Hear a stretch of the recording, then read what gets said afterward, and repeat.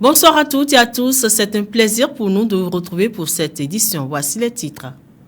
C'est définitif. Romiad Wadani est officiellement le président de la République, élu, et Mariam Chabit Alata la vice-présidente. Les résultats définitifs de la présidentielle du 12 avril dernier ont été donnés hier par la Cour constitutionnelle. Adoption ce jeudi 23 avril 2026 à l'unanimité des députés du premier rapport d'activité du président de l'Assemblée nationale, Joseph Djongwenou. Plus de précisions dans cette édition. Hors du Bénin, la maison mère de Facebook, Meta, va licencier 8000 personnes. Microsoft prévoit un plan de départ volontaire.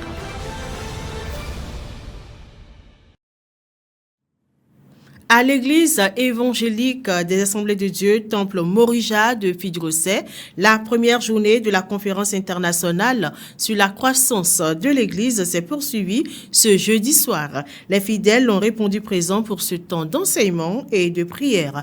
Reportage signé Félicité Bouton et Megbenou. Deuxième rendez-vous de la première journée de la conférence internationale sur la croissance de l'église au Temple Morija des Assemblées de Dieu de Fidrosset.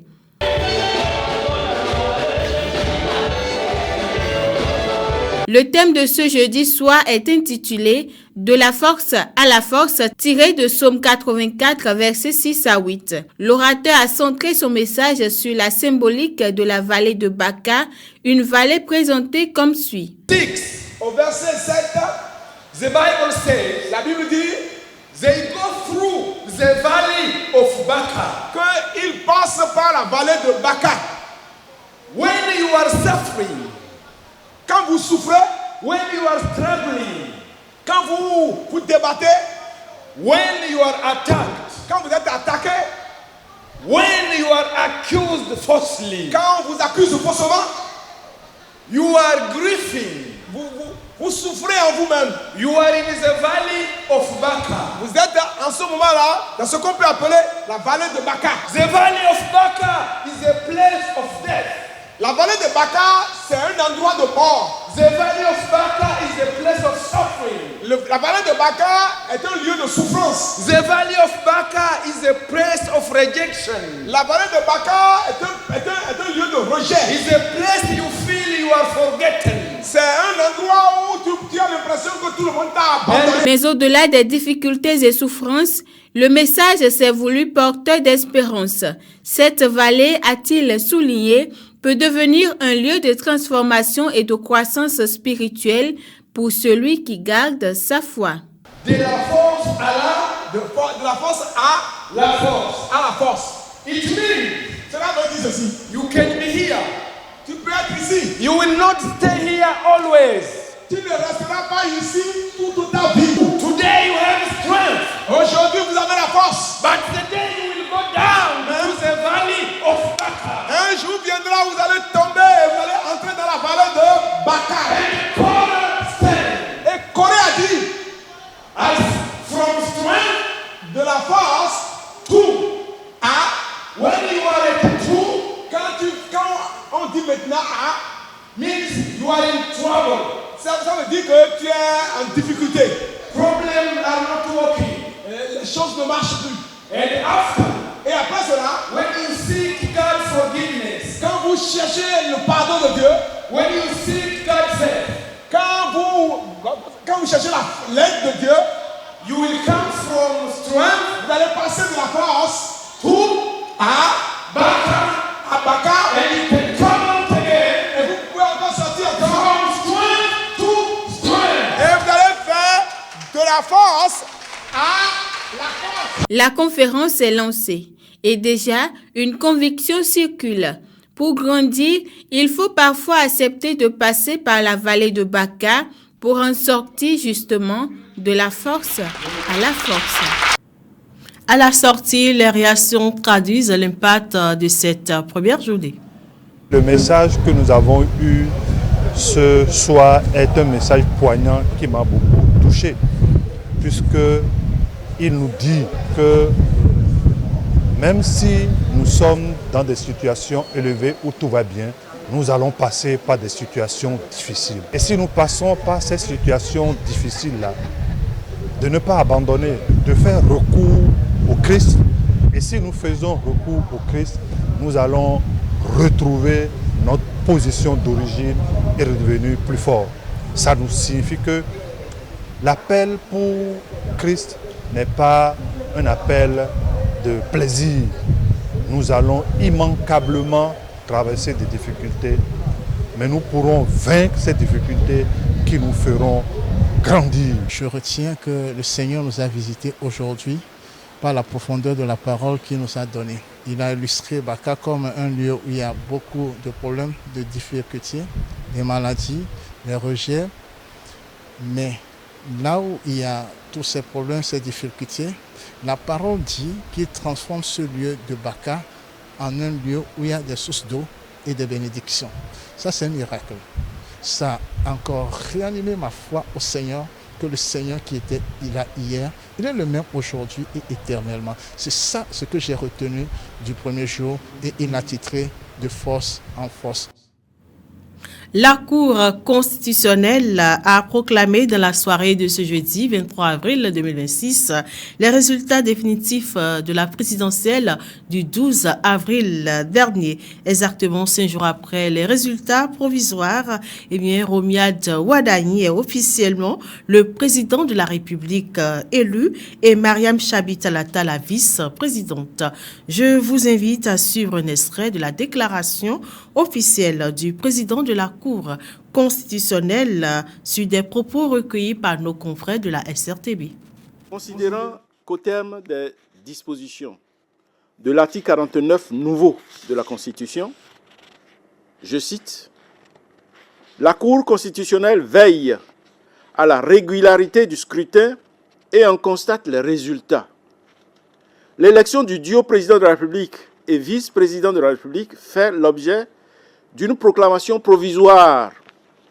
Si aucune contestation relative à la régularité des opérations électorales n'a été déposée au greffe de la Cour constitutionnelle par l'un des candidats, dans les 5 jours de la proclamation provisoire, la Cour constitutionnelle déclare le duo président de la République et vice-président de la République définitivement élu.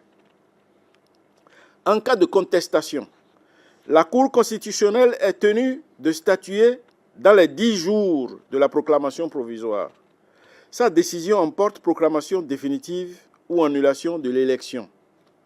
Si aucune contestation n'a été soulevée dans le délai de 5 jours et si la Cour constitutionnelle estime que l'élection n'était entachée d'aucune irrégularité de nature à en entraîner l'annulation, elle proclame l'élection du duo président de la République et vice-président de la République. En cas d'annulation, il est procédé à un nouveau tour de scrutin dans les 14 jours de la décision. Fin de citation. Considérant qu'en application de cette disposition, la Cour a proclamé par décision EP 26001 du 16 avril 2026, les résultats provisoires de l'élection présidentielle du 12 avril 2026 et a déclaré ouvert, à compter de la notification de la dite décision, le délai de 5 jours dont disposent les candidats pour contester la régularité des opérations électorales.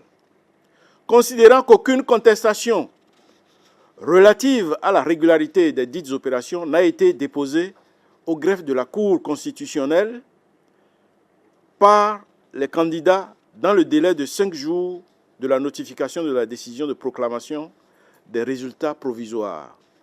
Considérant que, de plus, la Cour n'a relevé d'office aucune irrégularité de nature à entraîner l'annulation des opérations électorales, qu'il y a lieu de déclarer le duo Kossi Mbweke Romuald Wadani et Mariam Chabi Talata définitivement élus, respectivement président de la République et vice-présidente de la République. En conséquence, article 1er proclame définitivement élu M. Kossi Mbweke Romuald Wadani, président de la République. Madame Mariam Chabi Talata, vice-présidente de la République. On poursuit cette édition et direction à présent Porto Novo. Élu le 8 février 2026 à la tête de l'Assemblée nationale, le président Joseph Diogbenou a soumis ce jeudi son premier rapport d'activité à l'appréciation de ses collègues parlementaires.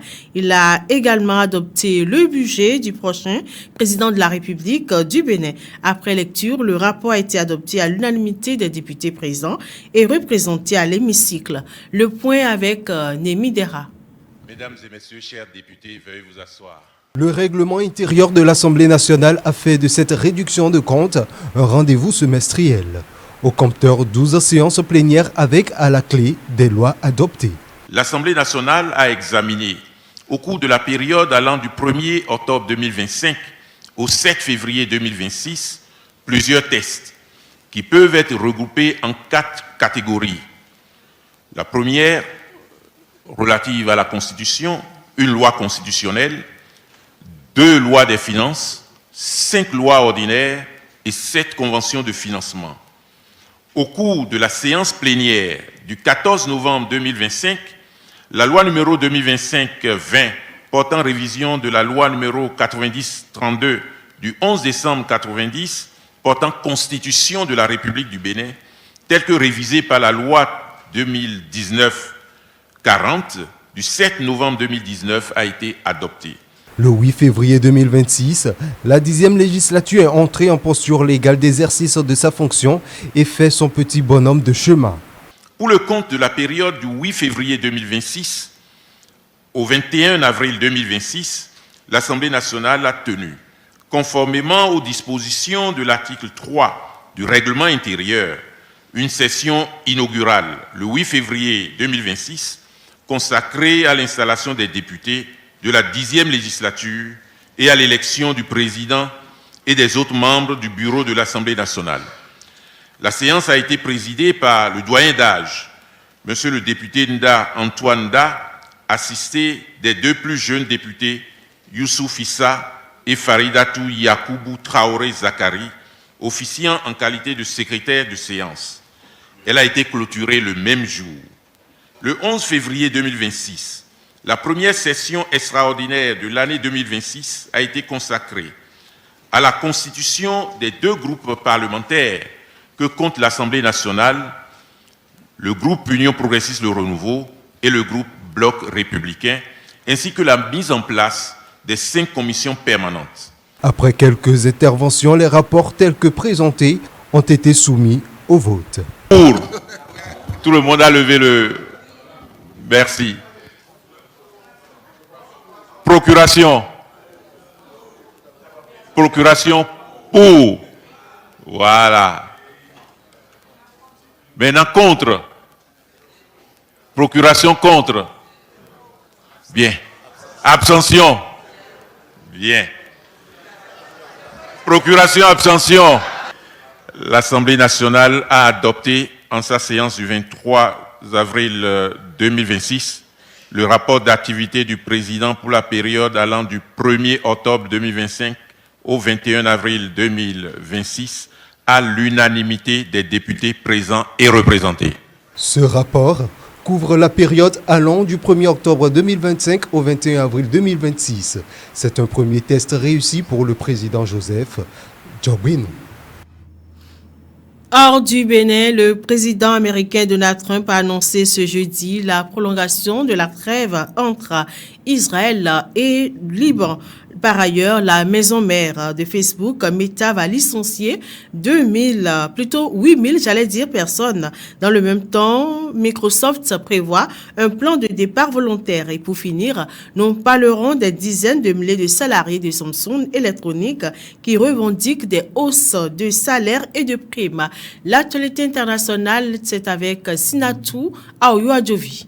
Donald Trump a annoncé ce jeudi 23 avril 2026 une prolongation de 3 semaines du cessez-le-feu au Liban au moment où les efforts pour arriver à un accord avec l'Iran sont pour leur part au point mort. C'est ce qu'a écrit le président américain sur son réseau social Truth Social à l'issue d'une nouvelle réunion entre des représentants des 2 pays à Washington. En vigueur depuis le 17 avril, la trêve qui devait initialement s'achever dimanche a offert un certain répit à la population libanaise. Donald Trump a assuré que les États-Unis vont collaborer avec le Liban afin de l'aider à se protéger contre le Hezbollah. Le géant du numérique Meta a annoncé ce jeudi 23 avril en interne le licenciement de 8000 personnes, soit environ 10% des effectifs de l'entreprise qui détient notamment Facebook, WhatsApp et Instagram. Cela alors que Microsoft a fait part en interne d'un vaste plan de départ volontaire. En effet, de son côté, il s'agit d'un plan de départ volontaire qui pourrait concerner jusqu'à 7% des équipes, soit environ 8750 personnes. En Corée du Sud, plusieurs dizaines de milliers de salariés de Samsung Electronics ont manifesté ce même jeudi pour réclamer des hausses de salaire et des primes, menaçant le géant technologique d'une grève s'il n'accepte pas leurs revendications. Samsung étant l'un des principaux fabricants mondiaux de semi-conducteurs utilisés dans nombre de secteurs de l'intelligence artificielle à l'électronique, un arrêt de travail prolongé pourrait perturber les chaînes d'approvisionnement mondiales. Un groupe de 3 syndicats a organisé la manifestation devant l'usine Samsung de Pyeongtaek, au sud de la capitale de Séoul. Point final à cette édition, mesdames et messieurs, merci pour votre attention. Rendez-vous demain, même heure. Que Dieu nous prête vie.